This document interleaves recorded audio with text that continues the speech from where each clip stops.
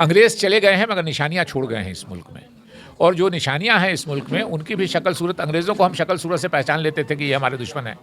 अभी जो अंग्रेज़ों की निशानियाँ हैं, जो अंग्रेज़ों वाला काम इस मुल्क में कर रहे हैं, उनकी शक्ल सूरत भी हमारे आपकी तरह है।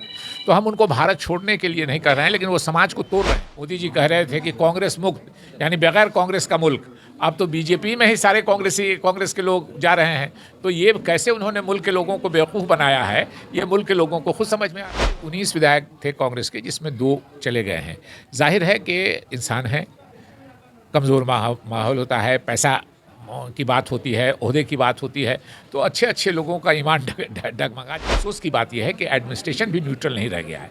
इस मामले में फ्रस्ट्रेशन हो रहा है, लेकिन उसी में नाउमीद नहीं होना चाहिए, फ्रस्ट्रेटेड नहीं होना चाहिए। फ्रस्ट्रेशन से दूसरा रास्ता लोग चुनते हैं, जो आगे जाके और तबाही की वजह कौम की बात कर रहे हैं।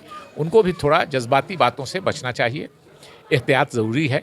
मैं ये नहीं कहता कि बुनियादी उसूलों पे कोई समझौता कीजिए। हमारे इस्लाम का जो एक काम है, उनको एक तरह से उन पर कोई कंप्रोमाइज़ नहीं।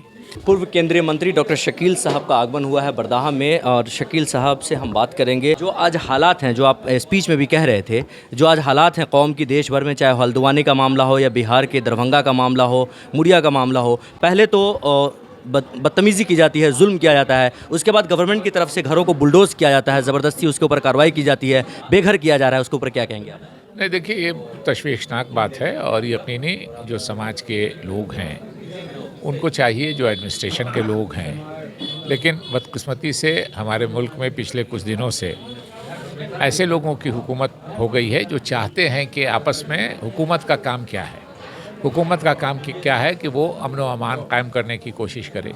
लेकिन हुकूमत ही अगर अमन व अमान को तोड़ने के लिए लोगों को उकसाती है, लोगों को उकसा रही है, ऐसे माहौल को बनाने की तैयारी होती है जिसमें आपस में लोग लड़ें, तो आवाम को भी इससे होशियार रहना चाहिए। और ख़ास करके जो आप जिस कौम की बात कर रहे हैं, उनको भी थोड़ा जज्बाती बातों से बचना चाहिए, एहतियात ज़रूरी है।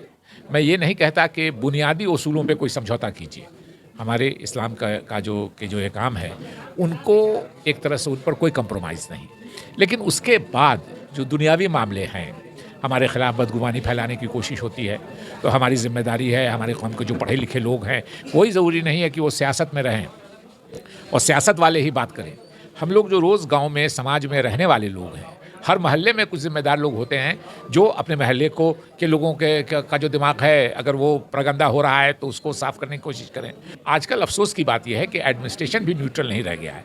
इस मामले में फ्रस्ट्रेशन हो रहा है, लेकिन उसी में नाउमीद नहीं होना चाहिए, फ्रस्ट्रेटेड नहीं होना चाहिए। फ्रस्ट्रेशन से दूसरा रास्ता लोग चुनते हैं, जो आगे जाके और तबाही की वजह बनता है। अभी जो एक तरफ राहुल गांधी की न्याय यात्रा, दूसरी तरफ तेजस्वी यादव की जन विश्वास यात्रा, क्या लगता है 2024 के लोकसभा चुनाव में बिहार में किस प्रकार से एनडीए इसमें मजबूती हासिल करेगी? देखिए, इंडिया गठबंधन, राहुल गांधी जी की जो 4000 किलोमीटर की उनका जो सफ़र था, उनकी जो यात्रा थी, वो दक्षिण से लेकर के उत्तर तक थी, कन्याकुमारी से लेकर श्रीनगर तक। ये जो यात्रा है, ये मणिपुर से महाराष्ट्र तक है, यानी पूरब से पश्चिम की तरफ है। तो जाहिर है कि उसमें एक ये है कि जो अंग्रेज़ थे यहाँ, वो भी इसी तरह लड़ाने की हमको कोशिश करते थे जैसे आज भाजपा वाले कर रहे हैं। तो उस वक्त हम लोगों ने कांग्रेस के, हम तो नहीं, हमारे अजदाद ने, कांग्रेस के जो पुराने उस वक्त के लोग थे, उन्होंने भारत छोड़ो का नारा दिया था। भारत किसको छोड़ने को कह रहे थे? अंग्रेज़ों को कह रहे थे कि तुम भारत छोड़ो। अंग्रेज़ चले गए हैं मगर निशानियाँ छोड़ गए हैं इस मुल्क में, और जो निशानियाँ हैं इस मुल्क में उनकी भी शक्ल सूरत, अंग्रेज़ों को हम शक्ल सूरत से पहचान लेते थे कि ये हमारे दुश्मन हैं। अभी जो अंग्रेज़ों की निशानियाँ हैं, जो अंग्रेज़ों वाला काम इस मुल्क में कर रहे हैं, उनकी शक्ल सूरत भी हमारे आपकी तरह है।